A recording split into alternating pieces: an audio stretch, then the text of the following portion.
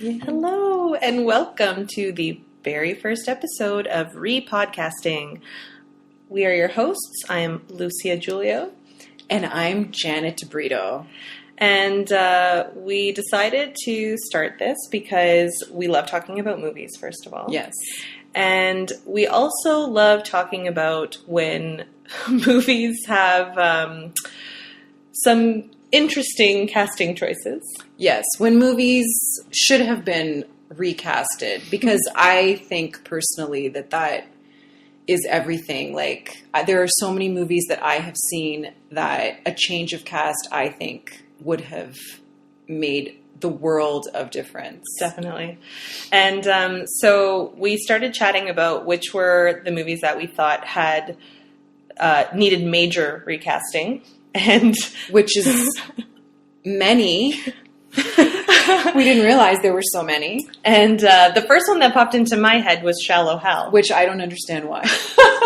I'll be honest. Like okay, so it's by the Farrelly brothers. Let's just start by saying this movie was made in 2001. So it's an older movie, right? Mm-hmm. I'm just curious why this movie was even on your radar. Like, honestly, because it's not a recent movie. Was this a movie that you had seen before and it, like, stuck with you, or? I had not seen it when it came out. In fact, I remember seeing the commercials and thinking it looked really dumb. Why did you pick this movie? Like, did you? Yeah, so you hadn't seen it. It's a really common Saturday afternoon movie, like on TV. And so maybe flipping channels. Oh, maybe. I don't know. Like, it's not. It's actually a movie that I haven't seen on TV, so I don't know. Maybe. It crops up here in Calgary. Okay. On the regular. And I don't know if my husband had already seen it or not, but he would always leave it when he was flipping channels and that was on. And I often, actually the first 2 times he did that, I left the room. I was like, this is stupid. I don't want to see this. Yeah. And then when we were living in Mexico City and I had nothing to do and we had a ton of movie channels, it came on one day and I was like, you know what? I'm going to sit and watch it. And I did. Shallow Hal. By the Farrelly brothers, who, let's face it, my favorite movie in the world is by the Farrelly brothers. Created the masterpiece. Dumb and Dumber. The cinematic masterpiece, Dumb and Dumber. Exactly. People don't believe me when I say that that's my legit favorite movie. So, yeah, I gave it a chance. And I think that like the casting, the miscasting stood out so much to me. I was just, like, my mind was boggled. I couldn't believe that at some of the choices that they made. And that this movie, like, came out and, like, made it into theaters and everything. Yeah. Like, with the choices that they had done. But apart from the casting, I think we can both agree that it needs other things as well. Yeah, like, here's my history with Shallow Hal. So I initially went to see it when it was released in theaters. Because I remember when it was released in theaters, it was a big deal when it came out. It got a lot of press, and Gwyneth Paltrow was big in 2001, and I think Jack Black was just like sort of starting to become like really popular. Right. So I had already seen it, but obviously I hadn't seen it in 16 years, so there was very little of it that I remembered. So then, rewatching it for this, I was really struck by I don't even, I'm speechless right now because it needs more than recasting, in my opinion. Like, I mentioned this to you the other day. I don't think that this movie would get made in today's social climate. I really don't. I fully agree. This movie, I was watching it and I was like, this movie is so blatantly sexist and misogynistic, and it's also so offensive for people who are, and I get it, like, the joke is supposed to be, that she's like a really heavy woman, but that's so offensive. And I think because we are so sensitive now with our language and, that sort of thing. We were not as sensitive 16 years ago, obviously. But it was just, there were so many times where I was watching it and I was cringing because I was like, these jokes are so offensive to, like, someone who is heavier, especially when the seats kept breaking. Every time they went out, every single time they would go out for dinner, she would break a chair that she was sitting on. Like, that's so ridiculous. That doesn't even happen. And I know it's a movie. It is pretty shocking that running gag made it into the movie. Yeah. Even in 2001, no? That was so tired. Like, by the time that was still happening, more than halfway through the movie, it was like, who wrote this? And I just want to say also that I sat for the closing credits because I was really curious to see, like, I couldn't remember, like, who I directed it. Like, I knew nothing about it, right? So then when it was finished, and I just want to say, I almost didn't finish watching it. Oh, no. I almost shut it off because I was like, this is too much.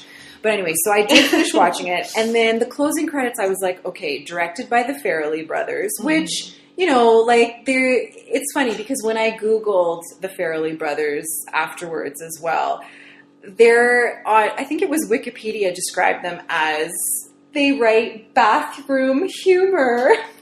I know.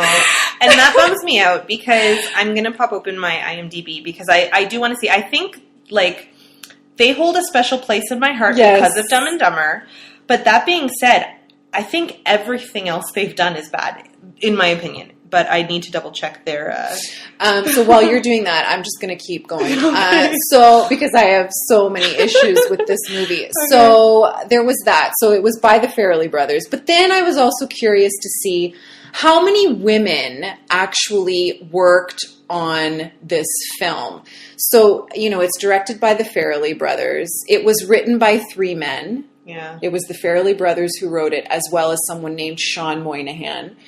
So 3 white dudes wrote it. And I mean, it's obvious while you're watching it. This is a movie that was written by a white man or white men. Like, there's no way that a woman would have written...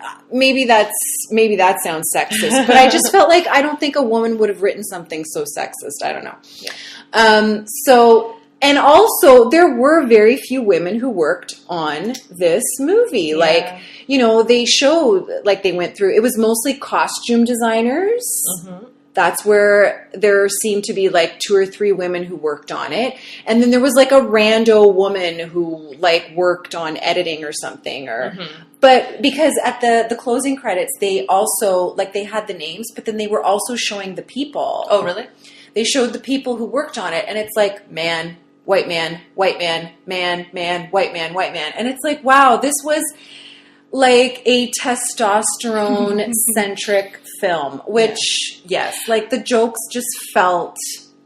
Yeah, definitely. Yeah. But, I mean, I have to say, while I didn't look at the credits, what you're saying doesn't surprise me at all. It didn't surprise me either, right? And so there was that. But I also found that really interesting because... where we are today with filmmaking, you know, we're starting to see, like, more and more people talking about women being more inclusive, and hopefully, like, that is changing for sure. Because, right? it was 16 years ago. Yeah, exactly. So, I mean, that being said, do you want to, like, talk about who... Oh, sure. Actually, before we get into that, I wanted to add, because, I mean, it is... blatantly offensive, the way that they're portraying large women, but also insanely hypocritical, and I don't know if it's on purpose. Jack Black and Jason Alexander are not slender men. Right. They're not models. Yeah. They're not your typical... They would never even be... They're not classically handsome. No. And I feel like that was part of the joke. You think so?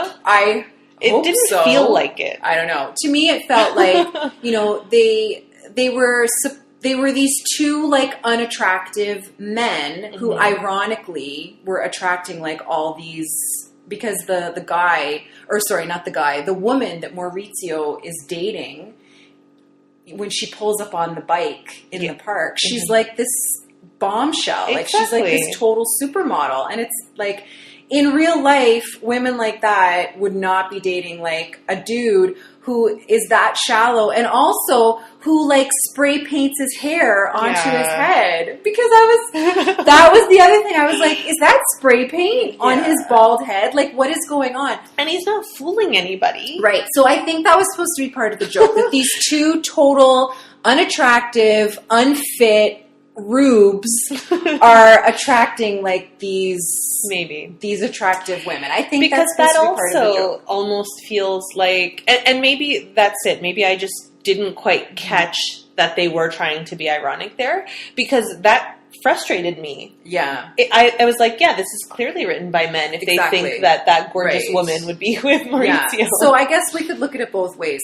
When we finally have the Farrelly brothers on this podcast. Right. Oh, by the way, Farrelly brothers, please come on the podcast. When we finally have them on here, we can actually ask them these questions. Good idea. Yes. Okay, well, so there are some... So you start, because this was your pick. So you start with who you would have liked to have seen in those roles. So I only recast, let's see. I really only recast the main three. Okay. I didn't get into the smaller roles. Okay. So the Hal character, Jack Black. Yes. I thought, because I wasn't really thinking of it ironically, I thought we needed somebody a little more charming and cute. And I do find Jack Black charming, don't get me wrong. But I thought we needed somebody just a little more like typically handsome, let's say. Yes. So I thought Adam Scott would be really fun in that role. Oh, okay. Yes, Adam Scott. See, here's the thing. When I was recasting it, I wasn't sure if we were recasting it present day or like if we were recasting it in, 2001. But Adam Scott was around in 2001. He was. He maybe wasn't a name yet, like a household and he name. wouldn't have been the star of the movie at that point. So, for sure. But that's actually good, because I think I could see him in that role. He's funny. Right. He is funny. And he can be really, like, his character of Ben on Parks and Recreation, I don't know if you watched that. He's such a like sweet, charming, kind of goofy guy that I thought that would be really good. But I've also seen him be able to play kind of a jerk and like, so you can see that he could be shallow. Yes.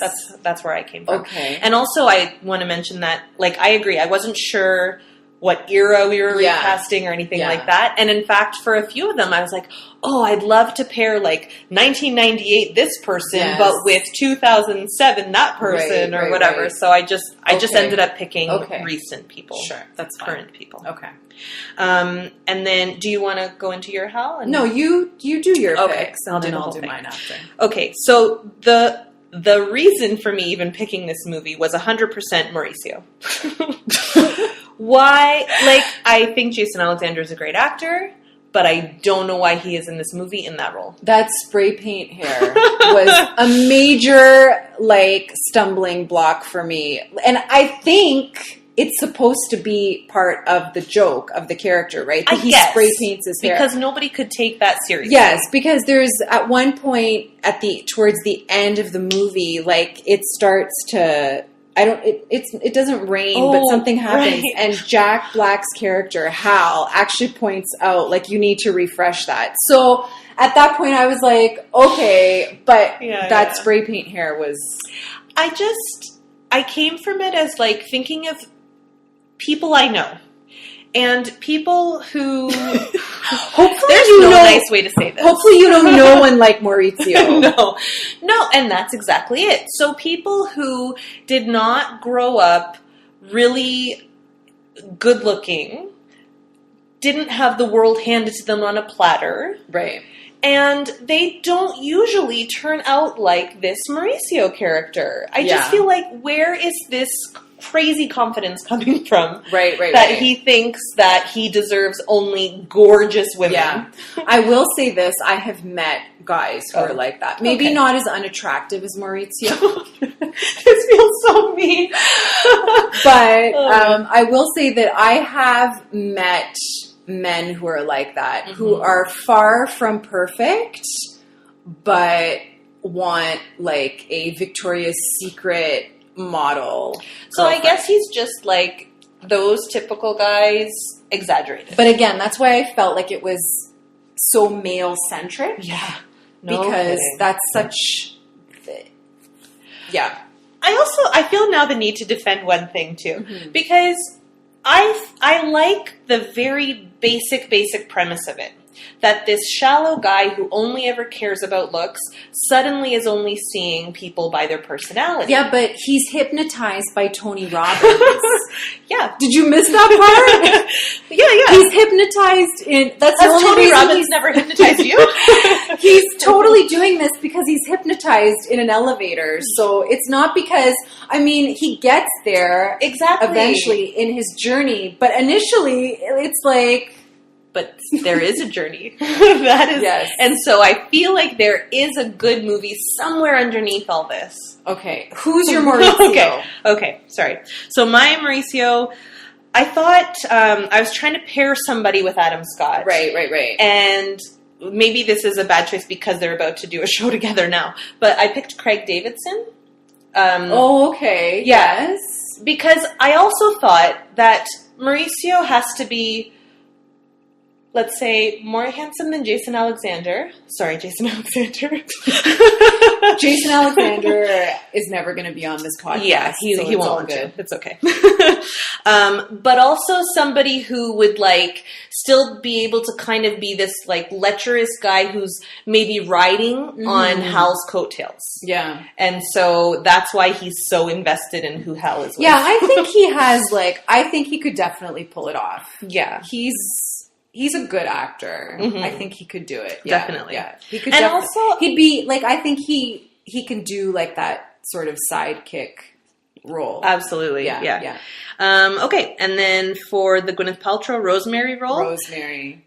Who did you cast? I brought it down to 2. I couldn't pick between 2. Yeah. So I really like the idea of Rashida Jones in that role because I think she's, like...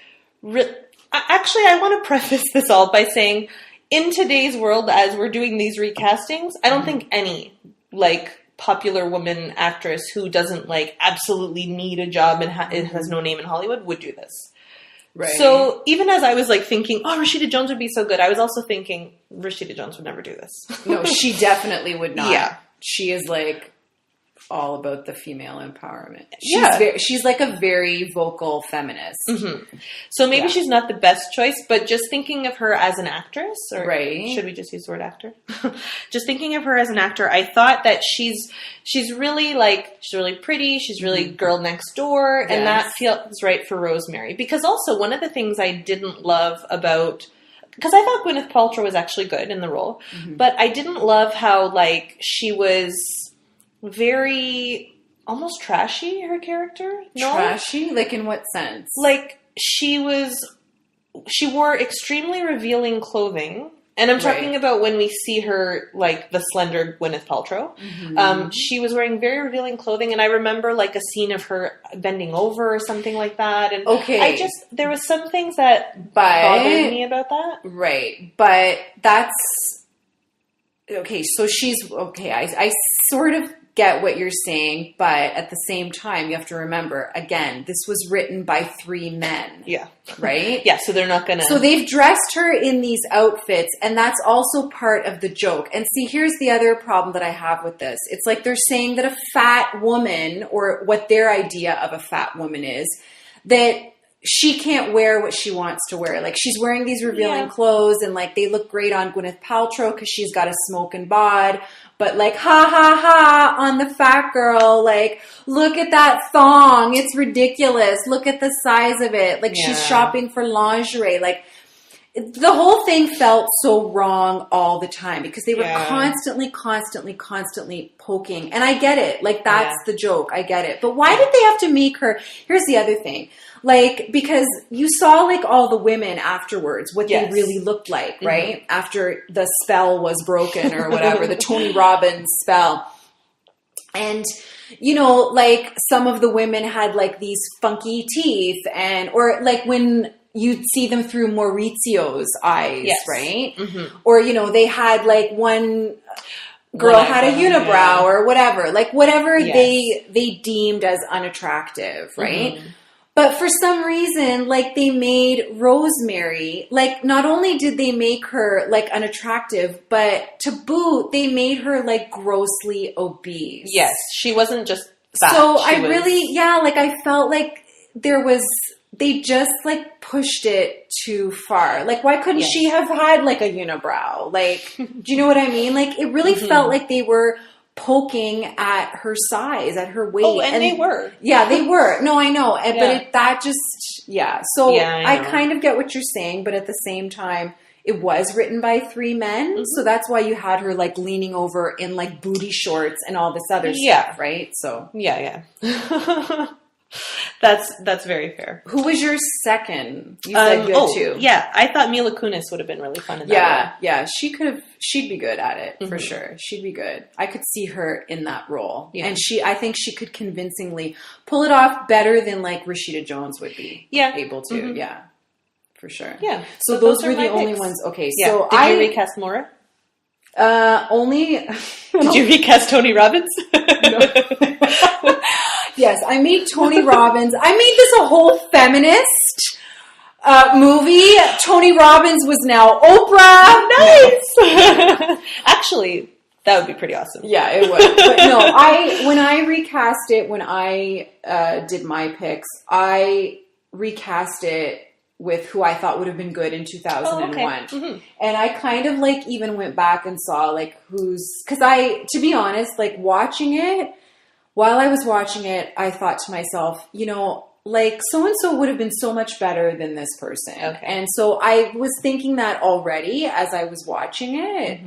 For starters, for the Hal character, I think that Paul Rudd would have been awesome in that role. And I'll tell you why. I'll justify my picks here.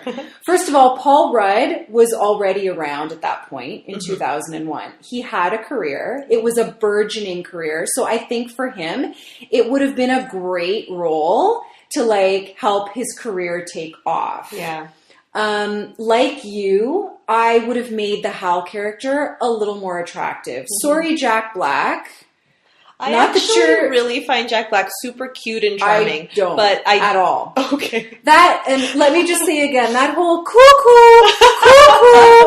I wanted to, like, punch Jack Black's face every time he did that. Now, that was not funny at all. I agree that was not funny, but do you think Jack Black wrote that part? No, he didn't write it. Okay. It's not his fault. And he did the whole cuckoo thing very well. That was great acting skill. I'm just saying, it bugged the shit out of me.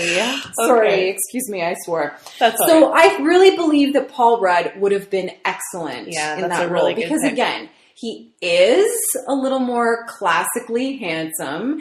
And I really feel that Paul Rudd, like, has the acting ability to have pulled off that role better than Jack Black would have. I agree with that, yeah. Paul Rudd is underrated completely. He is hilarious. And he also has this way of being, like, funny in a very subtle way. I just think he would have killed that role. Yeah, I agree. I'm actually a little jealous of your pick because that's pretty perfect. And I know that you love Paul Rudd as well. So, the Rosemary. Oh, no, sorry. I have it written down. Sorry. Oh, okay. Maurizio.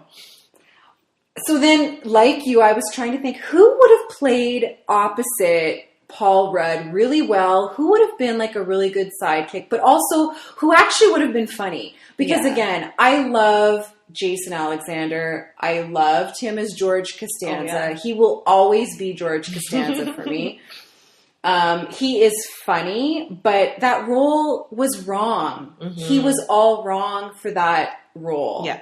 And I'm not even sure why they cast him. Maybe he's, like, one of the Farrelly brothers' buddies or something. Yeah, Who knows? And they decided, I mean, he had a career. He was famous from Seinfeld, but still, I just felt that he was completely miscast in that role. You might laugh at this, but I think he would have been really good. I would have chosen Horatio Sanz. Because you know what? I didn't Google Horatio Sanz, but I'm pretty sure he was, like, if he wasn't on SNL already, like, again, he had, like, a burgeoning career. Yeah. I think he would have been great opposite Paul Rudd. Like, I think the two of them would have played off each other really well. And he's so funny. Horatio Sanz is actually funny. Yeah. And I could totally see him in that role because Horatio Sanz also, like, knows how to play like that kind of annoying like guy, right? That kind of gets on your nerves. And I think he would have been really good in that role. And I think he and Paul Rudd would have been like a really awesome comedy duo.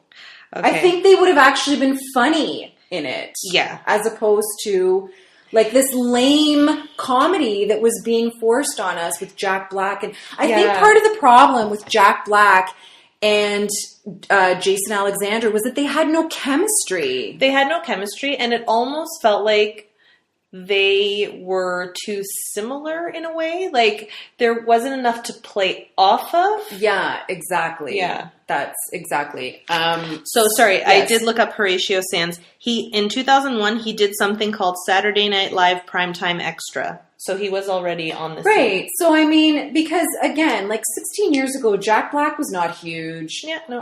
Jason Alexander was probably had more of a career than he did. But I really feel like he would have... I liked him. I think for that role, I would have liked him. Yeah. Okay, so for Rosemary, I did not like Gwyneth Paltrow at all as Rosemary. Mm-hmm. Like, I don't know why she was cast. She had a career in 2001. I think she'd already won the Oscar. Why did she do this? I don't know if she's buddies with, maybe she's friends with them. Maybe they blackmailed her. I have no idea why someone with an Oscar would willingly do this movie. Oh my God. I have no idea. I think she was miscast. Not that, I mean, yeah, I get it. She's like the perfect, beautiful woman. Absolutely. Like, there's no argument there. But she's not funny. Right. That's very true. I really didn't feel that she was funny in this role. Yeah. And to me, is this, like, this movie is supposed to be a comedy. It's by the Farrelly brothers. So I'm assuming it's supposed to be a comedy. And again, like, I didn't really feel she had a lot, like, she had some chemistry, but I don't know, I just didn't really feel that they played very well off one another. Yeah. So, like you, I kind of had two people in mind. The one person that I did go with, because I think she would have been very good in this role, and she would have been funny, because she actually has comedy chops. I would have loved to have seen Drew Barrymore in this role. Or my second choice was Kate Hudson. Okay. I think Kate Hudson could have pulled this off very convincingly as well. Yeah. Absolutely. Because she does comedy well. Definitely. And they're both beautiful. Yeah. But for some reason, I feel like Drew Barrymore would have brought a lot of heart to the role as well. Because Drew Barrymore is funny. Like, she does comedy really, really well. Yeah. She's gorgeous. She's glamorous. So there's that glam factor that Gwyneth Paltrow definitely has. Mm-hmm. But Drew Barrymore just has, like, there's this heart to all of her characters. Yeah. And I really feel like she would have been so good with Paul Rudd. Yeah, like, I could see them. I could see them, like, being in love and whatever. I don't know. I saw her in the role. I was like, she should have been cast. Why have Drew Barrymore and Paul Rudd never done a movie together? I don't know. Drew Barrymore and Paul Rudd. If you are listening to our first episode, you need to do a movie together. Someone needs to cast you guys. So yeah, I would have picked her. Now, I recast Rosemary's dad because this was another huge issue that I had with this movie. Okay. Why was Rosemary's dad like such a stereotype of an Irish person? Okay, like that, I'm not even Irish, and I was offended. I'm pretty sure that actor is not Irish. That was like the fakest Irish accent. Is he Irish? I don't know. I don't think he is. To me, that was a fake Irish accent. I'm pretty sure I've seen him in mob movies. And that actor is not Irish. So the first thing that I didn't understand was why they made him Irish in the first place. Is it this man? Yeah, Joe Vitarelli. There you go.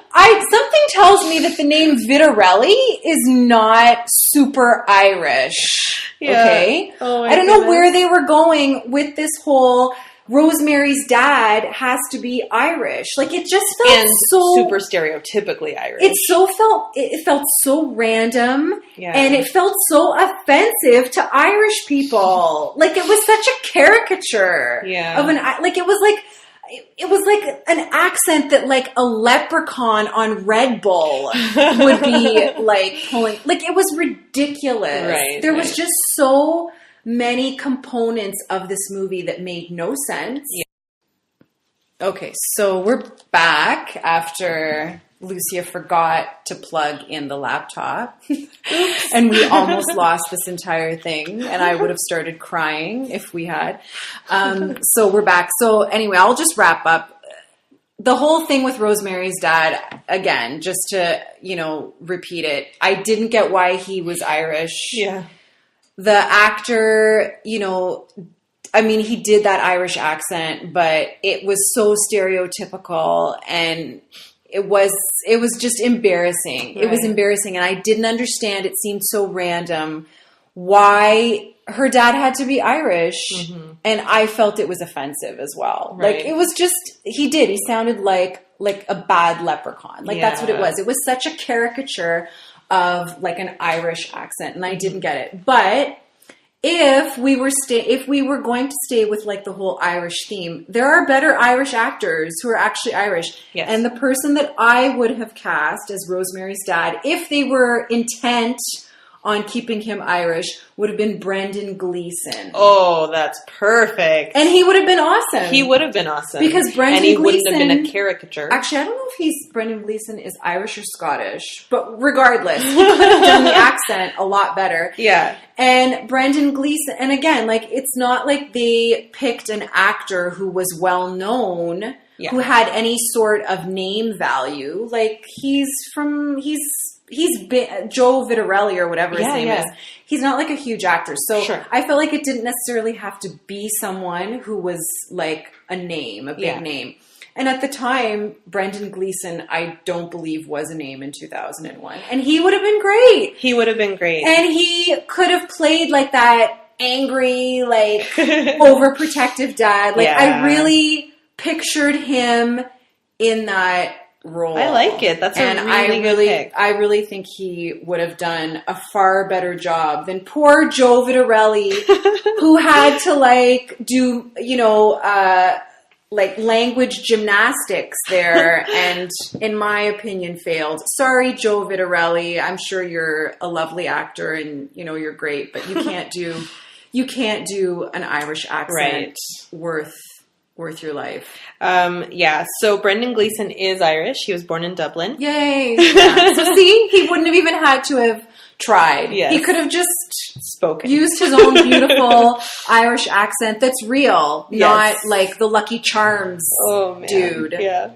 And so around that time, he was in Lake Placid in 1999. He was the sheriff. Yeah, like Brendan Gleeson didn't. He was in Mission Impossible 2. Listen, let's face it. Nobody knew who Brendan Gleeson was till he did that Harry Potter movie. And he played. He played Professor. Oh my gosh, his name. Moody. Professor Moody. Yes, I had like a brain moment there. Now, when was In Bruges? Oh, that was later. Because to me, every time I think of Brendan Gleeson, I automatically think of In Bruges. Oh, really? He's so good in that. Yeah, I've seen In Bruges, but no, for me, Brendan Gleeson is Professor Moody. Okay. Always, but that's also because I am a Harry Potter nerd. So I'm a proud Harry Potter nerd. Good. So, yeah, but for me, that's Brendan Gleeson will always be Professor Moody. And he's a really good pick.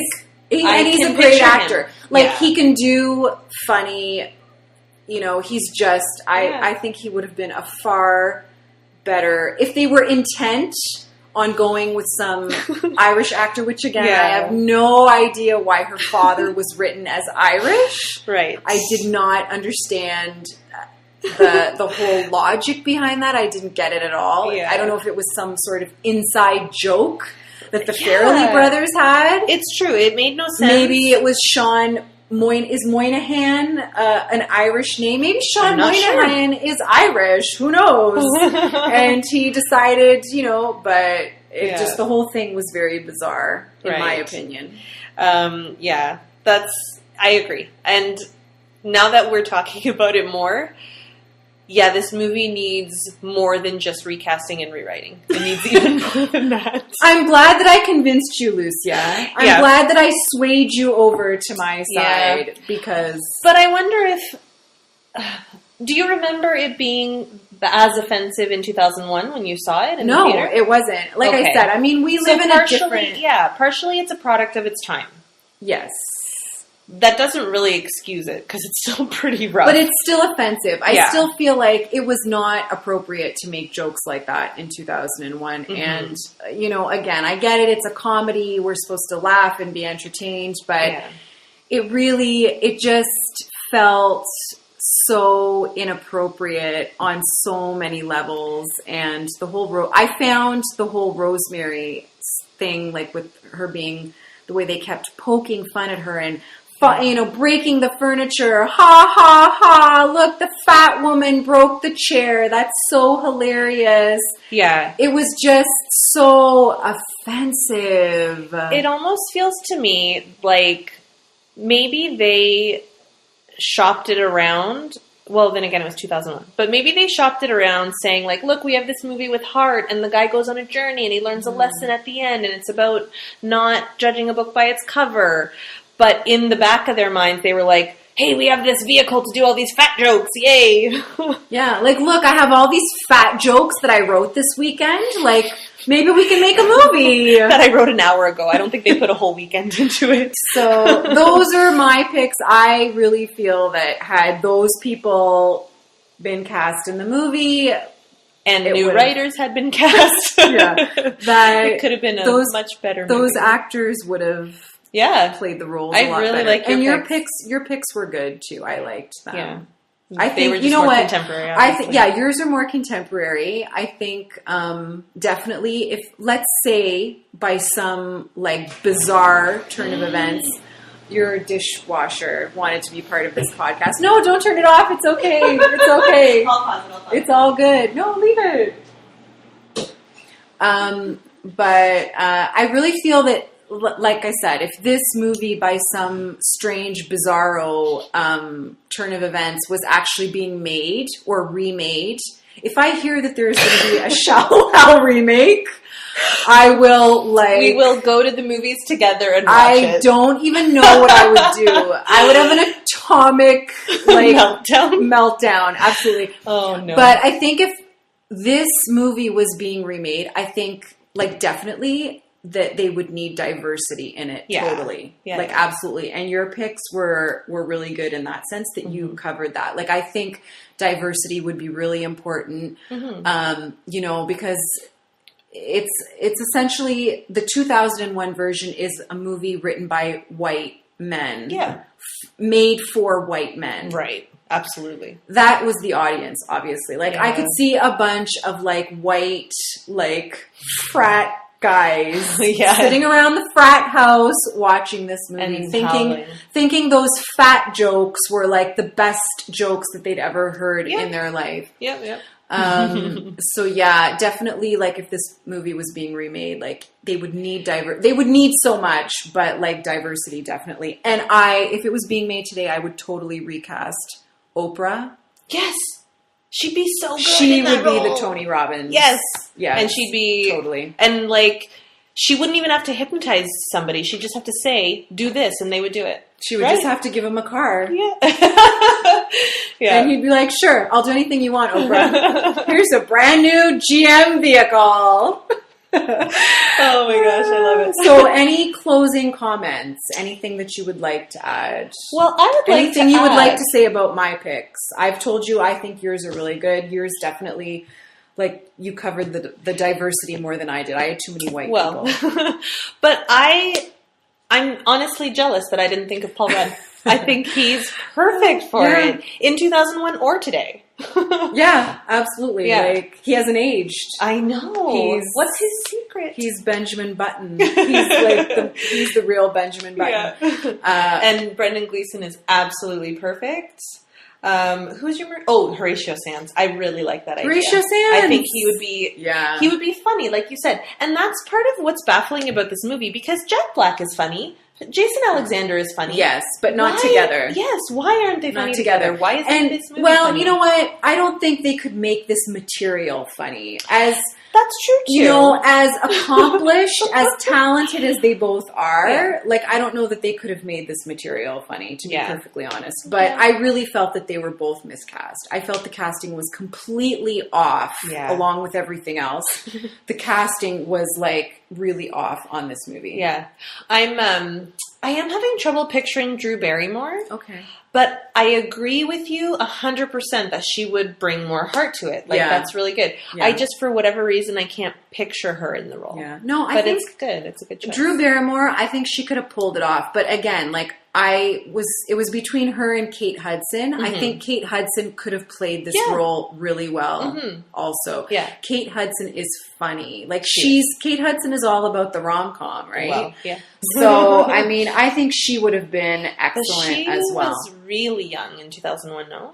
Um, She had maybe just done Almost Famous. so was Gwyneth Paltrow. Oh, really? Gwyneth Paltrow was very young as Okay. well. Yeah.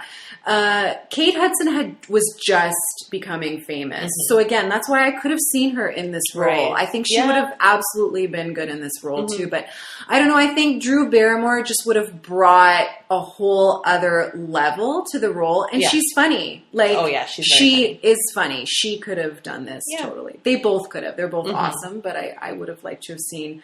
I would have liked to have seen Drew Barrymore and Paul Rudd Me too. I like work that pairing. off of one another. I think they would have played off of one another beautifully. Yeah, definitely. Nice. Yay! High five! Woo! Woo! Okay, well, just like as part of our closing credits, I'm going to mention the other movies that the Farrelly brothers directed. Sure. They started with Dumb and Dumber. That was their first. Then was Kingpin. I personally didn't like that, but I know a lot of people did. I have not seen that. I've only seen Dumb and Dumber and this movie. I've not seen any other of their work. The next movie they did was There's Something About Mary. I haven't seen that. What? Is that true? I'm being serious. Oh my gosh. I've never seen it. Wow. Yeah. I'm shocked to hear that. I've never seen That was huge. I'm surprised you didn't see it. it. No, I never watched it. I liked it, but I did not like it as much as everybody else. Because I remember that summer, like, everybody had seen it, and it was, like, all anybody was talking about. No, I never watched it. But that one did well. And then Me, Myself, and Irene was a weird one. That I saw, and that was... Yeah. I didn't like not good. that. Then Shallow Hal. Uh-huh. Then Osmosis Jones. I don't know. Stuck on You, which was just embarrassing. What is that? That is Matt Damon and Greg Kinnear playing Siamese twins. No. Yeah. What else? Fever Pitch, actually. But they didn't write that. Oh That my was based God. on Nick Hornby. That was novel. awful. Did you see that? Yeah. Next. What else have you done? I thought it was fine. Next. The Heartbreak Kid, which I've never seen. It's also a remake. It's a Ben Stiller one. I don't know that. I've heard it's funny, but honestly, Ben Stiller's shtick gets old on me fast. Okay. And then Hall Pass, which looked awful. Mm-hmm. Movie 43, which I remember just being like a bomb. Mm-hmm. The Three Stooges in 2012. I don't even know what that is. And then Dumb and Dumber 2, which was nearly a masterpiece. Okay. So Farrelly Brothers, where I'm seeing a pattern in your films. Yeah. Okay. This is breaking news. The Farrelly brothers. No kidding. Yeah, I agree. So apart from Dumb and Dumber, and I didn't mind Dumb and Dumber 2. I thought it was still fairly funny. Fairly funny. Ha ha. Pun. That's the kind of joke that you would hear in a movie like Shallow Hal. Yes. You could officially write with the Farrelly brothers. All right. I'm in. Okay, so that was the next movie. I can't wait to do the next movie. That was really interesting. Should we give a teaser what the next movie will be? Yes, I'll let you do that. Okay, so my pick was Shallow Hal, and Janet's pick was The Girl on the Train. And that will be our and we won't get into it too. No. Okay, hopefully people listened. Yeah, thanks very much. Thanks for tuning in. Bye. Hello again. Just a quick note to let you know that the next episode will actually be 2006's The Holiday, starring Cameron Diaz, Jude Law, Kate Winslet, and Jack Black. It's available on Netflix in case you want to watch it before the next episode. and Girl on the Train will now be our third episode. I hope you'll join us.